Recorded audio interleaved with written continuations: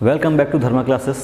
चलिए आज सीखते हैं इम्परेटिव सेंटेंस का पैसोइस कैसे बनाते हैं। इम्परेटिव सेंटेंस का पैसोइस बनाना बहुत ही आसान होता है, बहुत ही सिंपल होता है।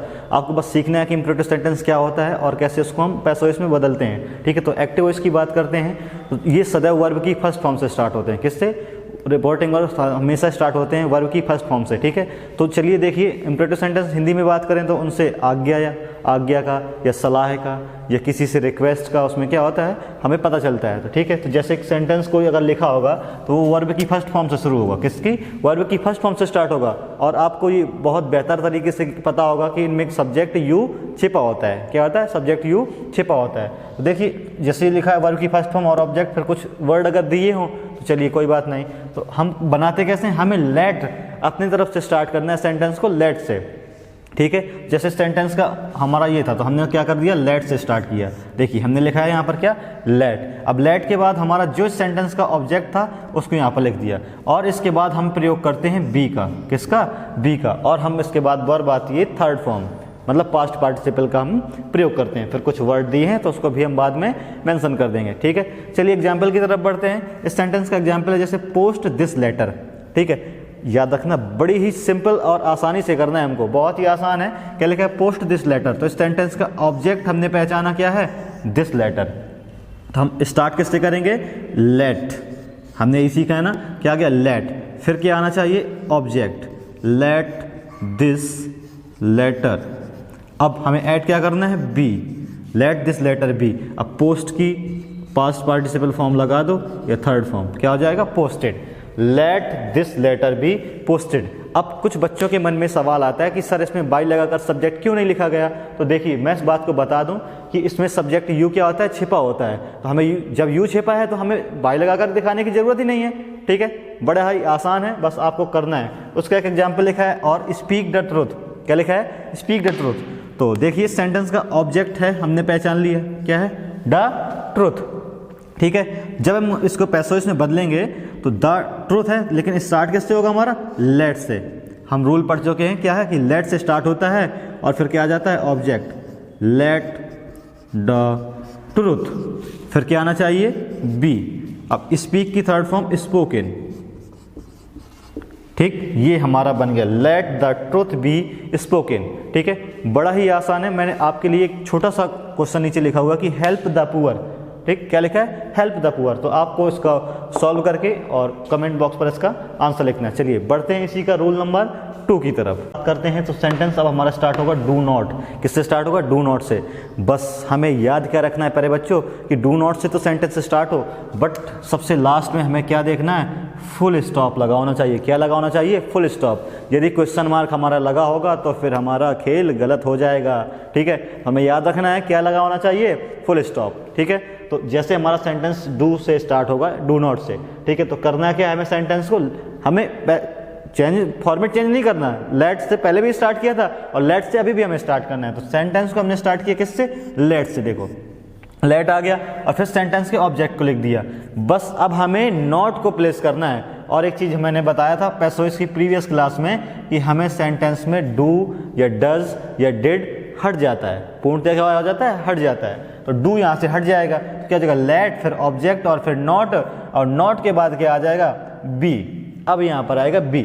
फिर क्या आएगा? वर्ब की थर्ड फॉर्म, मतलब पास्ट पार्टिसिपल। फिर अगर कुछ और दिया है तो उसे भी हम बाद में मेंशन कर देंगे, लिख देंगे। ठीक है, तो देखिए जैसे एक सेंटेंस लिखा है डू नॉट टेल अ लाई। अभी थोड़ा क्वेश्चन डाउट है, कुछ बच्चे पूछ रहे थे कि क्या सर क्या ये सेंटेंस डज से स्टार्ट हो सकता है? नहीं, डज से क्यों स्टार्ट होगा? जब हम आपको बता चुके हैं कि इस सेंटेंस का में सब्जेक्ट हमारा यू छिपा होता है। क्या छिपा होता है? यू। अब सेंटेंस में सब्जेक्ट यू छिपा है तो सेंटेंस में की हेल्पिंग वर्ब क्या होगी? प्रेजेंट टेंस के अनुसार डू होगी। ठीक है, चलिए एक डाउट क्लियर हुआ। अब बात बढ़ते हैं हम एक एग्जाम्पल की तरफ। क्या लिखा है? डू नॉट टेल अ लाई। क्या लिखा है? डू नॉट टेल अ लाई। इस सेंटेंस का ऑब्जेक्ट हमारा क्या है? अ लाई। ठीक है, ये तो वर्ब है और ये हमारी हेल्पिंग वर्ब। ठीक है, देखिए करना क्या है? हमें लेट से स्टार्ट करना है। तो लेट से स्टार्ट हो गया, हमारा क्या आ गया? लेट। अब इस सेंटेंस का ऑब्जेक्ट क्या है? अ लाई। क्या है सेंटेंस के प्यारे बच्चों? लाई, अ लाई। ठीक है, तो लेट अ लाई। अब क्या आना चाहिए? नॉट। क्या आना चाहिए? नॉट। अब फिर क्या आ जाएगा? बी।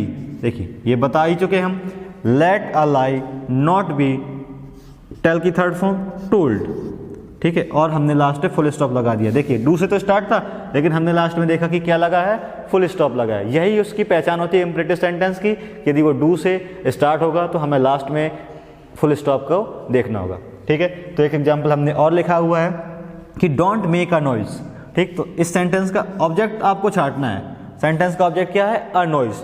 तो सेंटेंस हमारा स्टार्ट होगा लेट, फिर क्या आना चाहिए, a noise, let a noise. अब फिर इससे भी डोंट लिखा है, डोंट या डू नॉट, तो डू हट जाएगा तो क्या आ जाएगा, लेट अ नॉइज नॉट, फिर क्या आना चाहिए, बी, और फिर मेक की थर्ड फॉर्म मेड, और यहाँ पर आ गया हमारा फुल स्टॉप, ठीक है। ये बड़ा ही सिंपल है, आपके लिए मैंने एक्सरसाइज के लिए दिया हुआ है, आपको कमेंट बॉक्स पर इसका आंसर देना है कि do not kill the birds, ठीक है। बड़ा ही आसान क्वेश्चन है, आपको सॉल्व करके कमेंट बॉक्स पर लिखना है। तो चलिए बढ़ते हैं इम्परेटिव सेंटेंस के रूल नंबर 3 की तरफ। अब सेंटेंस हमारा स्टार्ट होगा प्लीज़ या काइंडली से। किससे स्टार्ट होगा, प्लीज़ या काइंडली से, ठीक है। तो अब हमें इस केस पर करना क्या है, देखिए बड़ा ही सिंपल है। प्लीज़ या काइंडली जब भी दिया हो तो प्लीज़ या काइंडली को हम क्या करेंगे, हटा देंगे, ठीक है। पूर्णतया सेंटेंस से उसको हटा देंगे, क्या हो जाएगा, प्लीज़ या काइंडली हट जाएगा, और वर्ब की फर्स्ट फॉर्म देखो जैसे लिखा है, फिर ऑब्जेक्ट लिखा है, फिर कुछ और भी दिया होगा। तो हमें करना क्या है, देखिए तो हमें प्लीज़ या काइंडली को जब हटाएंगे तो क्या जोड़ेंगे, यू आर रिक्वेस्टेड टू, क्या जोड़ना है, you are requested to.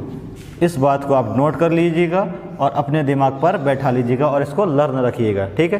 Please या काइंडली से जब भी हमारा सेंटेंस इम्परेटिव सेंटेंस का स्टार्ट होगा तो क्या करेंगे, you are requested to, you are requested to जोड़ देते हैं। और फिर जो ये सेंटेंस यहाँ पर जो लिखा होता है वर्ब की फर्स्ट फॉर्म से लेकर, उसको हम वैसा ही का वैसा ही टू के बाद पूरा उतार देते हैं, ठीक है, मतलब सेम वैसा ही का वैसा ही लिख देते हैं। तो देखिए जैसे कि एग्जाम्पल लिखा हुआ है प्लीज़ गो टू स्कूल, क्या लिखा है, प्लीज़ गो टू स्कूल, तो हम क्या जोड़ेंगे, प्लीज़ तो हटा देंगे और यहाँ पर लिखेंगे you are requested, you are requested to, हो गया। अब क्या ये बचा ना हमारा, गो टू स्कूल, बस इसको लिख देंगे हम, गो टू स्कूल। हाँ जी, सही जवाब आया तुम्हारे दिमाग पर कि इस सेंटेंस को बनाना बहुत ही आसान होता है। क्यों, क्योंकि इसमें प्लीज़ या काइंडली लिखा होता है, तो प्लीज़ या काइंडली को हमने हटा दिया और यू आर रिक्वेस्टेड टू जोड़ दिया। देखिए बढ़ते हैं अगले एग्जाम्पल की तरफ, क्या लिखा है, please give me a book. इस सेंटेंस का ऑब्जेक्ट सब्जेक्ट से तो मतलब ही नहीं है, हमें करना क्या है, प्लीज़, किससे स्टार्ट है ये, प्लीज़ से, तो हम क्या जोड़ना है आगे, you are requested, you are requested to, ठीक है। हमने कर लिया यू आर रिक्वेस्टेड टू। अब क्या बचा, गिव हिम अ बुक, बस इसको वैसे ही का वैसे ही लिख देंगे, गिव हिम अ बुक। तो अब किसी बच्चे के दिमाग में डाउट ये तो नहीं आ रहा कि सर आपने तो कहा था कि वर्ब की थर्ड फॉर्म हमेशा यूज करते हैं, आपने तो वर्ब की थर्ड फॉर्म नहीं लगाई, वर्ब की थर्ड फॉर्म ही लिखी रहने दी है। तो प्यारे बच्चों गौर से देखो इस सेंटेंस में, आपको दिख जाएगा हमने ये लगाया है, क्या लगाया है, रिक्वेस्टेड, दिख गई वर्ब की थर्ड फॉर्म, पास्ट पार्टिसिपल दिख गया। चलिए अब तो डाउट ही रहा, क्लियर हुआ, ठीक है। क्या होता है, हमने वर्ब की थर्ड फॉर्म यूज कर ली है पहले ही, और आप लोगों ने पढ़ा होगा टू के बाद, इन्फिनेटिव टू के बाद हमेशा वर्ब की फर्स्ट फॉर्म आती है, तो वहाँ पर पास्ट पार्टिसिपल का प्रयोग तो संभव ही नहीं, पॉसिबल ही नहीं है, ठीक है। तो अब आपके लिए मैंने एक एग्जाम्पल लिखा हुआ है, प्लीज़ सिट डाउन, तो आप इसको बनाइएगा और कमेंट बॉक्स पर इसका प्यारा सा जवाब दे दीजिएगा, ठीक है। तब तक के लिए टेक केयर, आप अपनी स्टडी कंटिन्यू रखिए, मिलते हैं अगली क्लास।